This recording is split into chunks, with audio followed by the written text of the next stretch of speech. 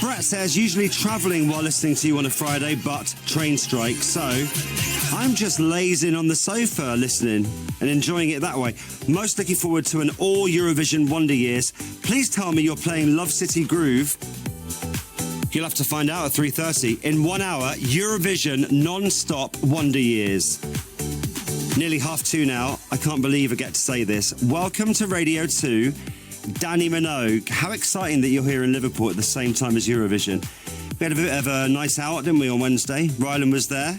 We did. It was so much fun. You were dancing with everyone. I love dance floor. I mean, you know, put some music on. I've got some high heels and I'll be on that dance floor. Yeah. I loved your outfit as well, the silver number. Thank you. Yes, not the lightest leather dress to pack coming from Australia. You should have seen me as I checked in. They were like, and that will be $2,000 in extra luggage. I was like, yeah, okay. Well, there's a lot of outfits in there. But it was worth it. Good. I'm glad.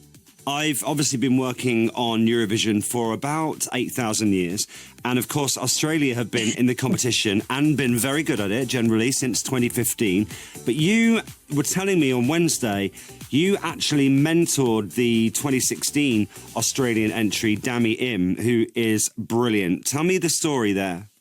So I was doing X Factor out of Australia and we had the 12 finalists chosen to go through to the live shows.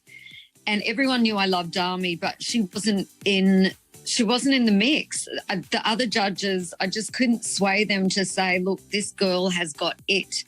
And as I think the stars aligned, one of those 12 people pulled out. And so the producers were calling around everybody and I just said to them, there's no question, it has to be Dannii in. I'm just going to fight again for this now.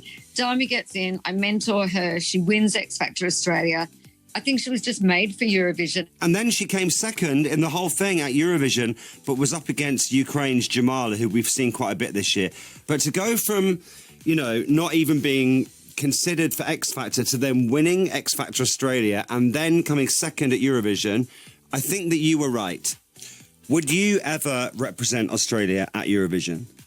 I don't think I would have the nerves to do it. Like, I've done big concerts, but it is, I reckon that must be one of the scariest stages ever.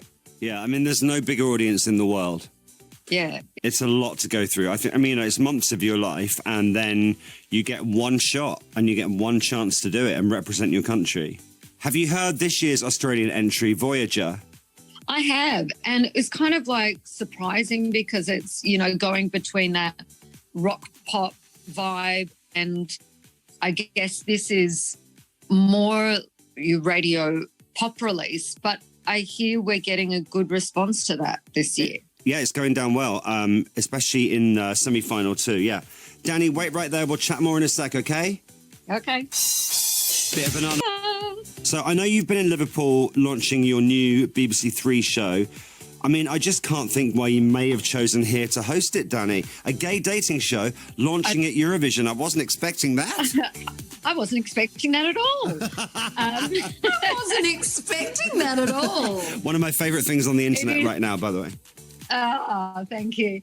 Yeah, we're picking up on the vibe of what's happening here, and it's still amazing to think that it's 2023 and a gay dating show hasn't existed. Like there's a sea of dating shows out there and they've been there forever, and there just needed to be something like this. And I think this could be really life-changing for a lot of people.